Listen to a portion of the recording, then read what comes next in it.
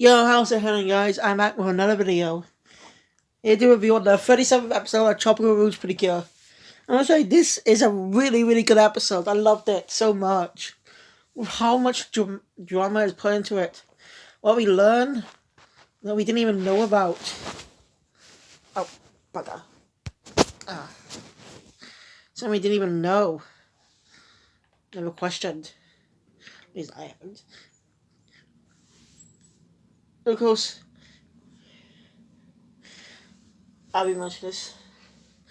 So start with the video because I really want to tell you more. So the episode starts with a small recap of what happened last time.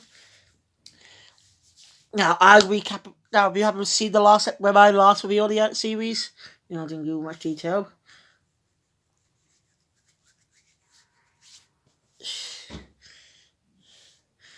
So after discovering they went to Grand Ocean, but discovered the Queen there was a fake. It was all set up by the villains, and they stole the Marine Ring. And the girl, and the girls are struggling to face the New Year on the day. And well, they get caught up in a cyclone, and this, and that's what that's since you're a bit up to speed. It was a bit of a brief recap, but yeah. Pardon me, sorry. So the episode picks up where the girls lie unconscious somewhere on the floor, on the ground. They transformed. But then Cohen woke them up.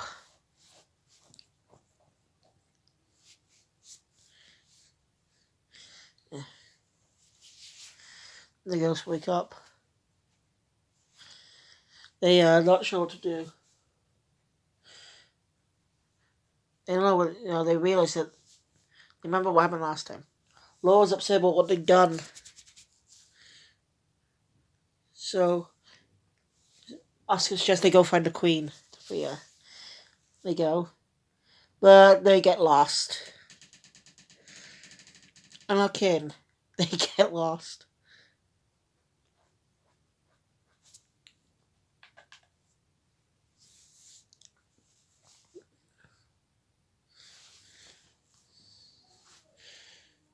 So they're trying to find where the Queen is. It's all seen with the villains in the lair, where the butler's putting away the ring. So since now they got it, their plans go smoothly. We discover the Queen's motivation. Irony. It's an ironic thing too when you actually. But I'll get to that in a bit. So yeah, after searching, the girls find a door entering some type of mysterious room. Martha's touched one of the beautiful shells, and she sees a memory of a mermaid. The girls all touch some shells too, and they see this whole thing's memories of mermaids who visited the human world many years ago.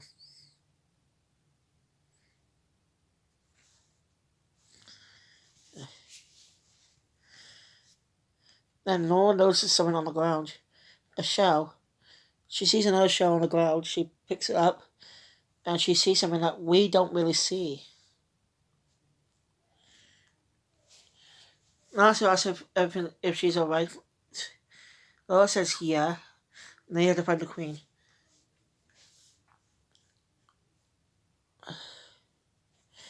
So they finally, meanwhile, the villain's lair.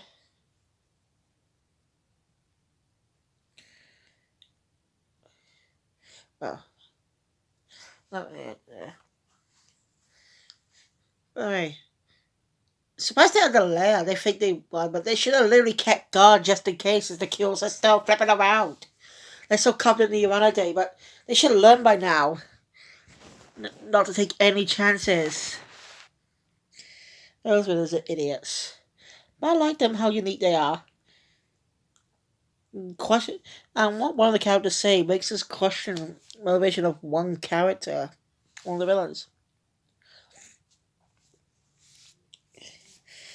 So I should find the queen and free her. She's happy. She's happy to see Laura and the other girls. And also reintroduces herself. And the queen tells her her name. I just forgot it. We're just calling her the queen for now.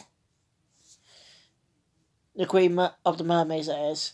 When I mention two different queens, I'm gonna be more specific, so you don't get confused. Oh yeah. Oh wait, silly me. Sorry.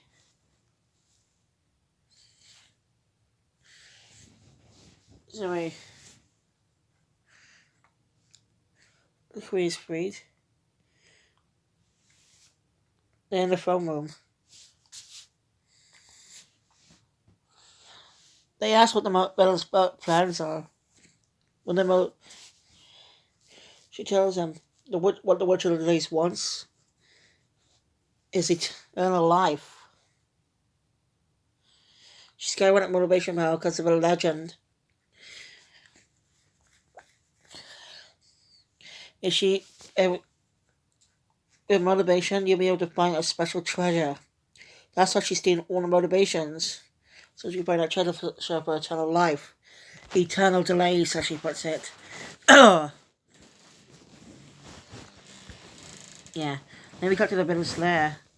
The butler gave a bit of exposition on the casket. As you remember, that whole thing from few episodes back. Back in episode 17. I think. With the whole container thing. For the motivation. Yeah, that's what they need. I think my theory about the witch is slightly coming true, slightly, because we only got some bits of detail, but a bit of a theory I came out with might be correct, only a bit, not saying the entire thing's correct.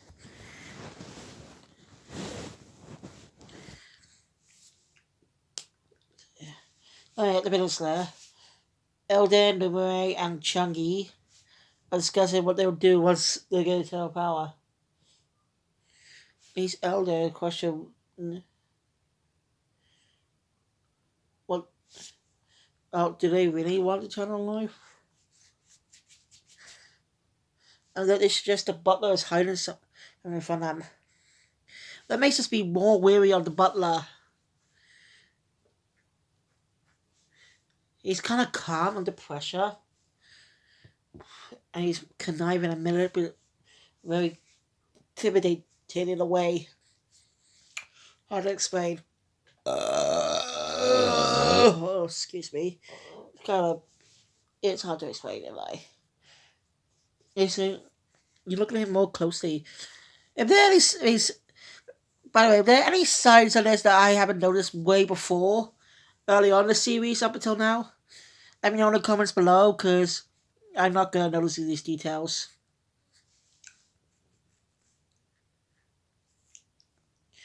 So after that, Laura decides to ask the Queen something that's been on her mind for quite a bit now.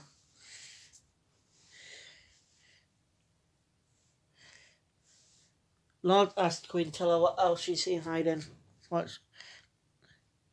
and shows her the shell. The Queen's reaction says it all, in a way, that she definitely is hiding something.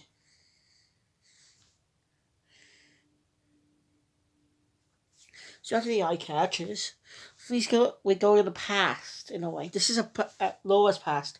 And young Laura looks so cute.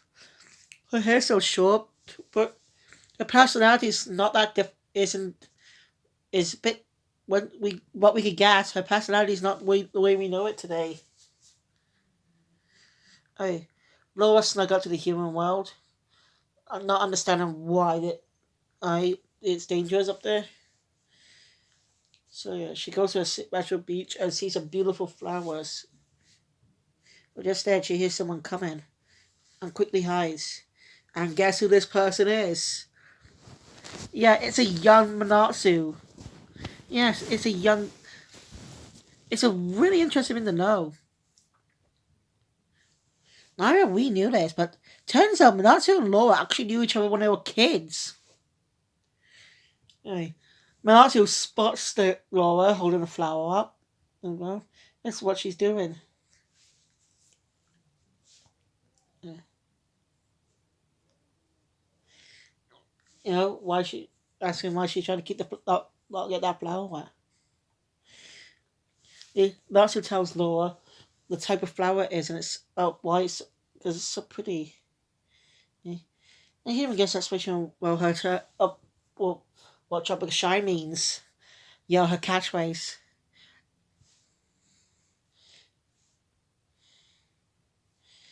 Cut back to the present. Laura's turn and everything. Laura explained that those are her memories. That she hasn't that she's forgot about them and wants to know why. And also wants to ask what she's talking about. Laura shows her. Yes, Laura. So when Minato touches it, we go back in the past. We learn more and more. Minato knew or who that.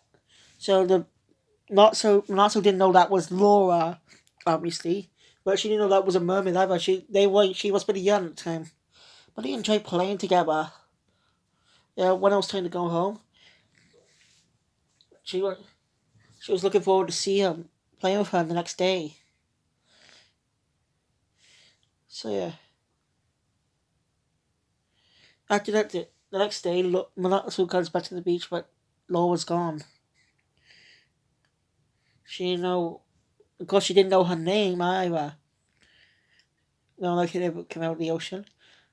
Minato actually asked why she was in the ocean, why she didn't come up with land, and just Laura gives the excuse that she likes the ocean. It's funny how they actually, after that, a few years later, they interact on a different beach. I guess Fate really wanted those two to be together, friends.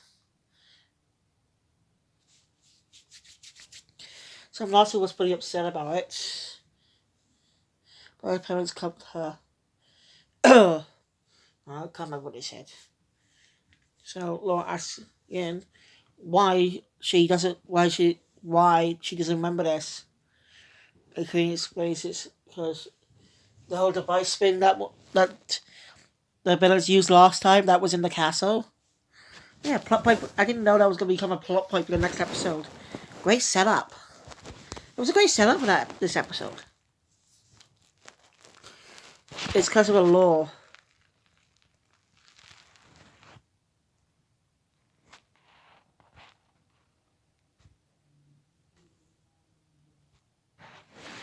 There's a law. Humans and mermaids cannot have contact with each other.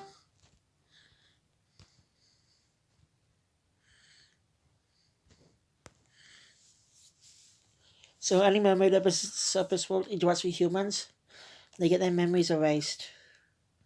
That's pretty messed up, because it's a law.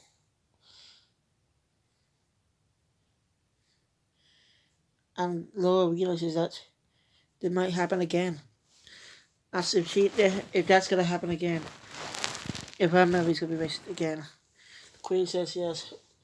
They're gonna forget once this whole event is over, their memories of the kills will be erased. Laura will never know she's a pretty kill. Or she's her friends. And many people might think this is be a sucky thing to do after Laura's big old character development. Really? It's a great emotional way, and and whatever happens at the end happens. And I'm really not looking forward. I'm really gonna be crying when that comes out in 2 months. Because by the way, oh yeah, I forgot to mention why I didn't upload this yesterday. I will be on the live action Cowboy Bebop on my main channel. Took 2 days to upload for some reason. So yeah, also go check that out on my main channel, Time 18. If you want to also do a review on the Cowboy Bebop anime on here. Plan to do the movie this week. Then I had plans to review the first arc of JoJo's Bizarre Adventures before the next, so I can, so to prepare for the upcoming release of Stone Ocean. I may have to say that for Saturday. I mean, the first arc is only 9 episodes. So, it won't be that long. So anyway, Laura's upset about this and doesn't want to go through it. The memory she made with her friends, she doesn't want to lose them. It's a really impactful moment to know. But why is this the law? There's still some connection with the past. Because I forgot to mention earlier, the girls get somehow seen the memory of the legendary Precure. I don't know why it was only one cure though. Wasn't there more?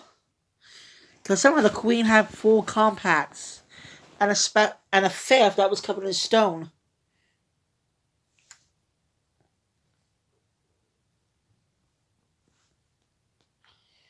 And just then, the dresser shows up. I'm just gonna go with the hot dresser. Sounds much cool. Sounds a little more bad than just the dresser. So, it's kind of magical. Anyway, the hot dresser shows up, showing them that Uranide is attacking. The same Uranide is attacking the beach. The girls had to head off. It's a whole impact. I love this impactful moment in this episode. It's beautiful done. Makes me real shocked though. Maybe because of the event that happened years ago, which delays. And there's even a mention that, as I mentioned, there's a part that I could be correct about because there was a mention of it. Because it kind of gets a small mention. But I'll get to that when it comes. So anyway, the girls arrive with the villainous butler. The girls transform, make this get the same motivation. And there's a big fight. They're not able to. By the way, the animation is not part of episode 29. Because that was my favorite in animation and see how the animation and things were done, like background animation were done. How fluid the combat was as well. Like Precure Endgame. That's why I love episode 29 the most. But I love episode 37 because of its story. How impactful it is. So, they'll spite. The butler tells her to give up. Without the Marine win, they won't be able to beat it. The girls claim they'll never give up. And they'll help everybody. And then sometimes mysterious power glows. Joshua shows up again. Glowing. Obviously. And back in the villain's lair, the Marine wind glows. And the Marine wind appears, giving the girls a new power. Someone gets the dresser. Alright. Earlier during the fight, Kill somehow had a brilliant idea of using her attack to clear the smoke. That was actually a smart move. She didn't think about it. She knew what she had to do. It's clever. Alright. Kill someone catches the dress on her hands, and the legendary Precure appears, saying she's leaving the rest to them. So the girls use the Marine Wind, and I just love this new transformation. Now then, the parts are the same. And supposing is when they come out to the glowing fin, it's blue this time, in a new form, and say excellent tropical style. That's basically the same. But what's different is the mirror part is done with Kill the Mare, not Kill Summer. I'll show how much the difference. Kill Summer does her fingers like this when you say charm up. But Kill the Mare does it like this. Actually quality of that sequence is brilliant. You can tell it's slightly different to the main series, this animation, but I just love it. And I'm saying, but when Land be dynamic, they a pink elephant appears and they do a tap dance. But for this attack, a whale appears, a special type of whale. I can't remember what it was called. Um, the blue with blue top and white on the bottom with some lines, I think. What was that whale type of whale called again? Hunchback whale? I don't know really. I can't remember. But yeah, and they move their feet around. So don't and instead of it just going to attack them, they jump in it for the seat, and they just move their feet. Saying it's Marie beat dynamic. And I love their victory pose. I forgot to mention, it's obvious because they took the little duration back. It's no need for explanations. Their victory pose is literally a V for victory. Like, they literally form a V. I love it. It's just so brilliant. This new attack is just great. I just love their victories. It's just so cute. With their cute, cool, goofy facial expressions. Now, Precure has its own kit. Those characters that have goofy expressions. Like He-Ray on Happiness Charge Precure and Erica on Heart Catch Precure. There's a lot more that I'd probably missing, but they have the most goofiest expressions with the animation. And I just love how unique the season is. They all have goofy expressions. Makes you laugh at it. Anyway, the butler leaves and Manda's plan failed.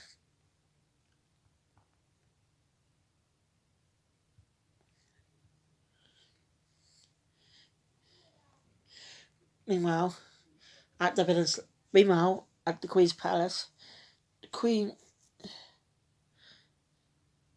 is shocked to see that she's talking to the legendary Precure. Like, she actually knows her. So her physical body's gone, but she's the legendary Precure again. Cure Mango, and temporarily calling. Cure Mango says that she has unfinished business to do. To say, and one is she has two reasons. I can't remember the first, but the second reason, this is why we mentioned, that the witch, that she wants to purify the witch's heart that's been corrupted for years. So I was right, mostly, because it was obvious the witch of Delays must have been a mermaid from years back. Maybe something happened that caused, and she's probably the reason why the law was in place to protect both the human and mermaid realms. So they prevent the same thing from happening. Whatever happened. I'm sure we'll learn about it towards the end of the season. Because I really look interested to see what the prize for the next season is going to be. Delicious Party Precure. How many cures are going to be? What colours they're going to use? I hope it's going to be a duo. Hey. Look, Witch of Delays is asleep dreaming. I don't know who is she. I think that comes later, but I forgot. Anyway, meanwhile, at night, Laura's in the pools about thinking about everything that's happened. Monatsu comes by, see she's okay.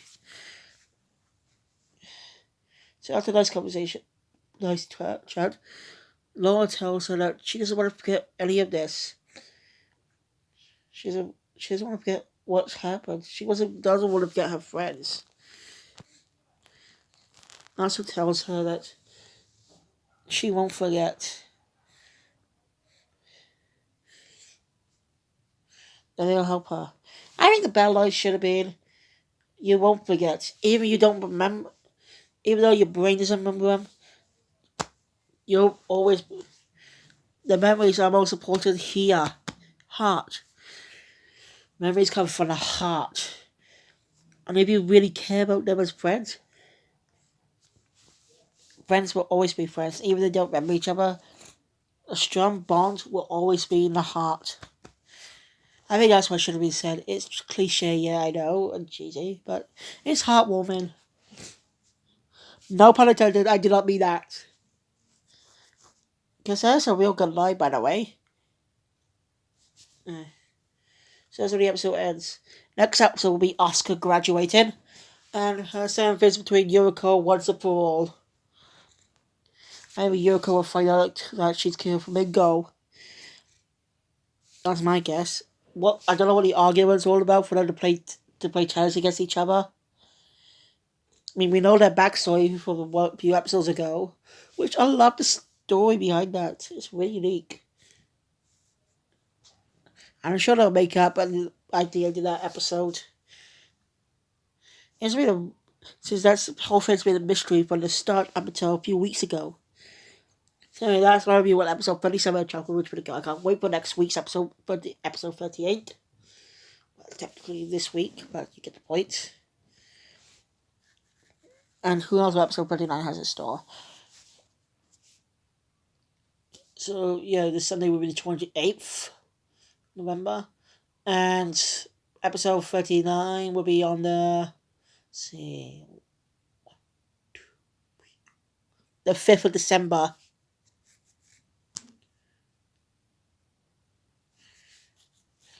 So yeah, thank you guys for watching. If you enjoyed my content, hit the thumbs up button. If you want to see more, subscribe to the channel and click the notification bell. You're up to date on all my videos.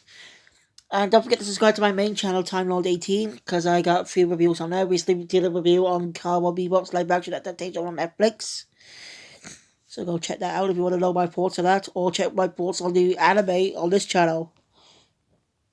Right? Or if you like manga, subscribe to my Mark Resin gamer chat. Never mind. But guys, I'll see you all next time. Kill Felix out.